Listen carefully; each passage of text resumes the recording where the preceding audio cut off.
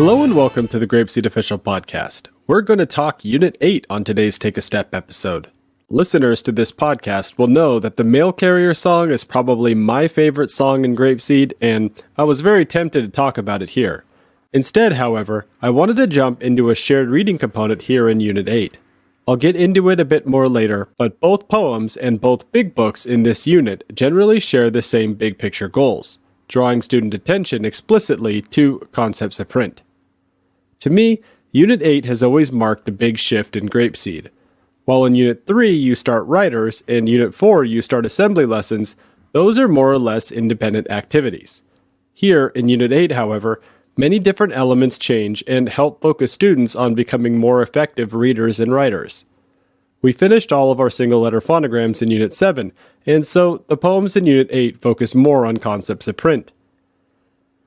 Learning objectives for big books also usually shift over as well, although you will want to double check with the teacher manual in later units, as sometimes big books will aim more towards oral communication. We introduced Let's Start Reading sentence cards in this unit as well. The writer, too, makes a jump in sophistication as we transition from single-letter practice to more long-form work involving many concepts of print we discuss in class. A quick recap on concepts of print. These are characteristics of any language.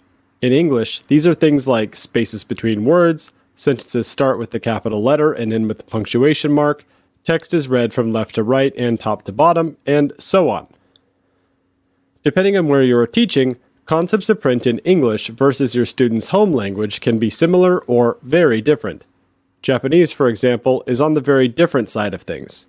The spine of the book is on the right when you are looking at the front cover, and text is usually read top to bottom, right to left.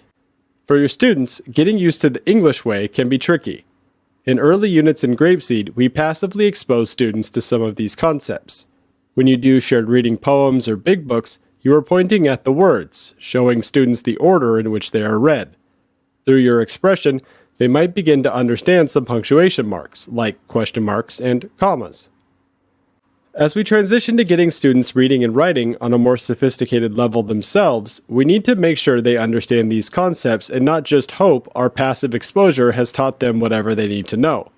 Thus, we are going to be talking about these things during our lessons. Luckily enough, here in Unit 8, there's a lot of support material to work with. If we look in the teacher manual, the two poems have their quick checks focusing on capital letters. The Big Book 8 focuses on periods, and Pink focuses on question marks. The opportunity for crossover here is also good. The poem Doctor has question marks and Pink has periods. Not only that, the Let's Start Reading cards as well as the writers will also provide many opportunities for talking about all of these concepts. It can be helpful, then, to look at what concepts of print are being focused on when you are beginning to teach a new unit, so you can more actively look for opportunities to draw attention to them while you are teaching different components. For the purposes of this podcast, however, we will focus on the Big Book Pink and its learning objectives. Cracking open the teacher manual, we see the following. Early exposures. Are students beginning to recognize that questions always end with a question mark? Middle exposures. Are students able to recognize a question mark within the book? End exposures. Can students identify and point to the question marks within the book? Pretty straightforward.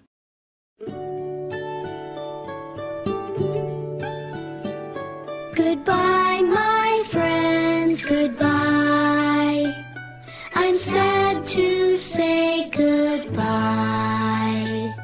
It was a good day, but now I will say goodbye, my friends, goodbye.